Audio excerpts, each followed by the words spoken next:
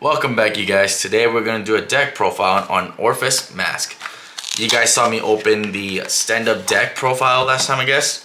And so I figured what better way to continue that video than to finish it with set 12, support. So without further ado, let's get started. Alright, so for our ride line, we run the Orfist Regis and the generic Orfist ride line. Had these cards from set 1 and 2. You know what? I love it. It's good. I'm not gonna fix it.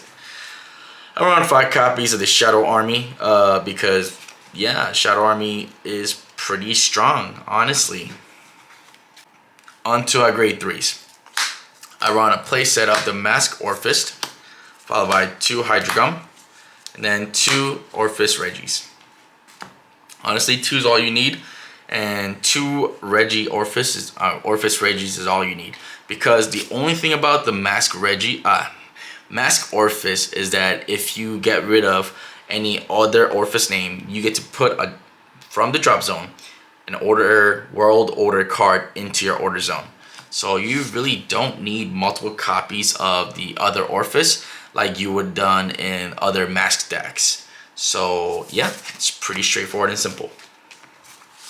Now for our World Order lineup, I run 1 copy of In the Darkness Nobody Knows, 3 copies of Overcoming an Eternity, 3 copies of Howling Moonlit Night, and 2 copies of Eclipse Moonlight.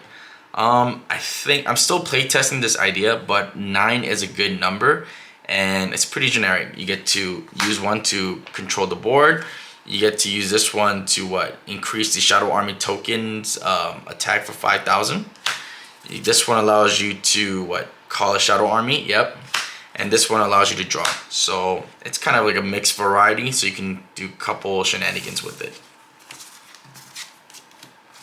Moving to our grade 2s, we run 2 copies of Grunder. We run 3 copies of Kaitul.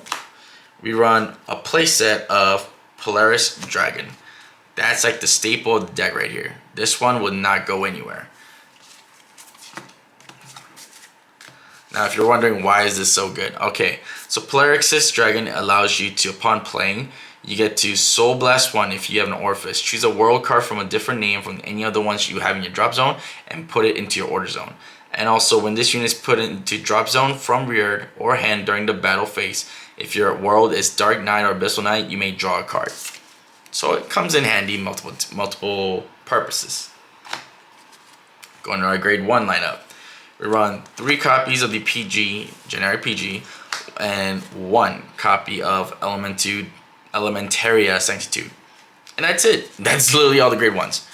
Literally just PGs and nothing else. It's kind of weird, huh? Alright, going to our trigger lineup. Of course, we are going to run the broken over trigger into the entire game.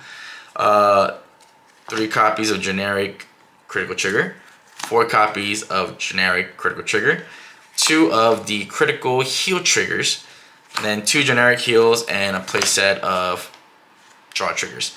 You might be wondering, why don't you play the effect draw triggers? Well, honestly, I didn't see the point of spending money to get it. This deck is pretty much all about rush anyway, so I think this is good enough. Well, that's about it for me, you guys. I hope you guys enjoyed the video. I'll make some video of playtesting so you guys could see this deck in action. But until then, I guess until next time, I'll see you later. Peace!